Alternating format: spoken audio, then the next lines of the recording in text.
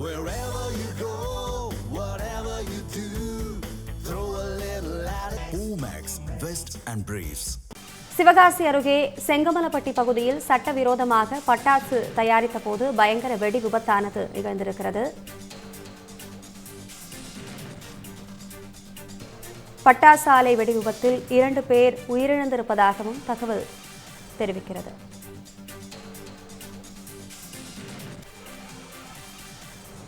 இதுகுறித்த கூடுதல் விவரங்களோடு இணைகிறார் நமது செய்தியாளர் செந்தில். முழு விவரம் என விரிவாக வழங்கலாம்.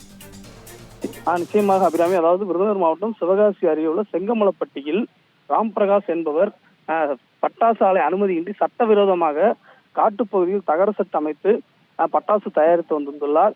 இந்த நிலையில் இன்று ஞாயிற்றுக்கிழமை விடுமுறை என்பதால் இங்கு 5க்கும் மேற்பட்ட தொழிலாளர்கள் இங்கு பணியில் ஈடுபட்டிருந்தார்கள். அப்பொழுது எதிர்பாராத விதமாக அங்கு தீ விபத்து ஏற்பட்டுள்ளது. அந்த தீ விபத்தில் அந்த பட்டாசு தயாரிக்க அமைத்துள்ள தகர செட்டு முழுவதும் சேதமடைந்து சிதறியதில் அங்கு பணி புரிந்து கொண்டிருந்த 2 தொழிலாளர்கள் சம்பவ இடத்திலே உடல் கருகி உயிரிழந்துள்ளனர்.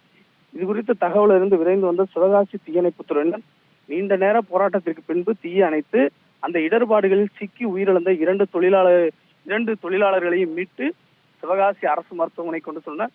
மேலும் இந்த சட்டவிரோதமாக தயாரிக்கப்பட்ட தொழிற்சாலையில் ஒரு தொழிலாளி படுகாயங்களுடன் மீட்கப்பட்டு சிவகாசி அரசு மருத்துவமனை கொண்டு செல்லப்பட்டுள்ளார். தொடர்ந்து பட்டாசு ஆலைகளில் வெடிவிபத்து நடைபெறுவதை தடுக்க மாவட்ட ஆட்சியர் தலைமையிலும் தொடர்ந்து பட்டாசு வெடிபொருள் கட்டுப்பாட்டுத்துறை அதிகாரி தலைமையிலும் ஆய்வுப் பணிகள் நடைபெற்று வரும் நிலையில் இதுபோன்ற சட்டவிரோதமாக செட்டுகள் அமைத்து பட்டாசுகள் தயாரிக்கப்படுவதால் அப்பாவி தொழிலாளர்கள் உயிரிழக்கும் சம்பவம் தொடர் கதையாக வருகிறது. தடுக்க மாவட்ட நிர்வாகம் உரிய நடவடிக்கை எடுக்க வேண்டும் என்றும் பட்டாசு தொழிற்சங்கம் சார்பில் கோரிக்கை வைக்கப்பட்டுள்ளது.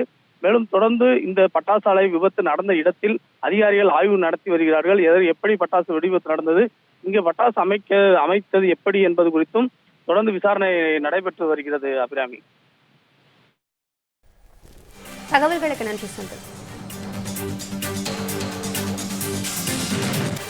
தமிழ் ஜனம் சேனலை சப்ஸ்கிரைப் பண்ணாம பார்த்துட்டு இருந்தீங்கன்னா மறக்காம சப்ஸ்கிரைப் பண்ணிடுங்க.